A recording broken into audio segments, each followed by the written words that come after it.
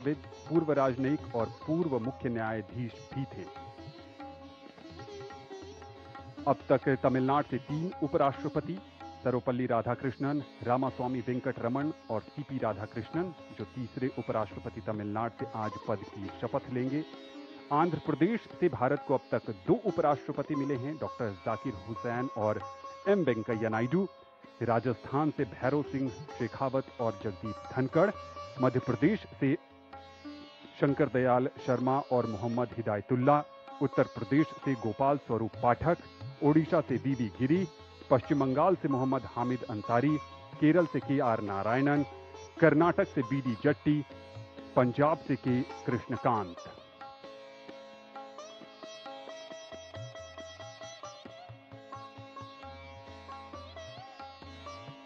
नौ सितंबर को उपराष्ट्रपति पद के चुनाव में एनडीए के उम्मीदवार के तौर पर श्री राधाकृष्णन ने 452 मत हासिल कर जीत हासिल की थी,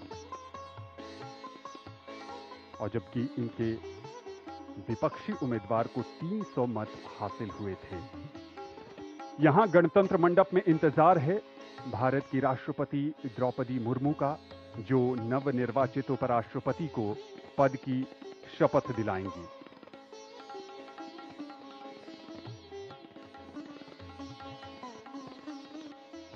ये काफी खास अवसर है।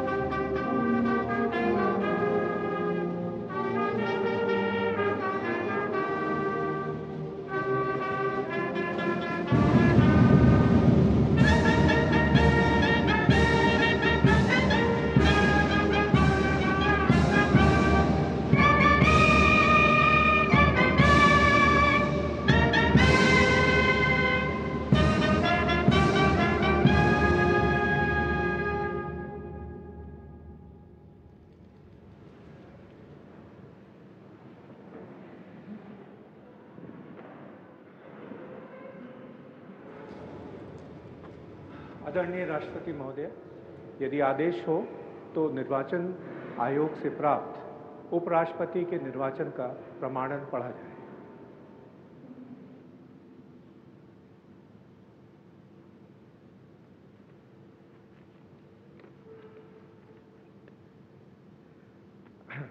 यतः भारत के संविधान के अनुच्छेद 324 द्वारा भारत के उपराष्ट्रपति के पद के निर्वाचन का अधीक्षण, निदेशन और नियंत्रण भारत निर्वाचन आयोग में निहित है, और यतः श्री जगदीप धनखड़ द्वारा 2025 के जुलाई मास के 21वें दिन तदनुसार शक संवत के वर्ष 1947 के आषाढ़ मास के तीसरे दिन त्यागपत्र देने के कारण भारत के उपराष्ट्रपति का पद रिक्त हो गया है, और यतः भारत के उपराष्ट्रपति के पद को भरने के लिए संविधान तथा राष्ट्रपतीय और उपराष्ट्रपतीय निर्वाचन अधिनियम 1952 के उपबंधों और तदधीन बनाए गए नियमों और आदेशों के अनुसार निर्वाचन करा लिया गया है तथा परिणाम घोषित कर दिया गया है। अब इसलिए भारत निर्वाचन आयोग एतद् द्वारा प्रमाणित करता है कि श्री सीपी राधाकृष्णन वर्ष 2025 के सितंबर मास के 9वें दिन तदनुसार शक संवत के वर्ष 1947 के भाद्रपद मास के 18वें दिन भारत के उपराष्ट्रपति पद के लिए सम्यक रूप से निर्वाचित हो गए हैं। भारत गणराज्य के 76वें वर्ष में हमारे हस्ताक्षर और भारत निर्वाचन आयोग की मोहर से वर्ष 2025 के सितंबर मास के 9वें दिन तदनुसार शक संवत के वर्ष 1947 के भाद्रपद मास के 18वें दिन प्रदत्त किया गया।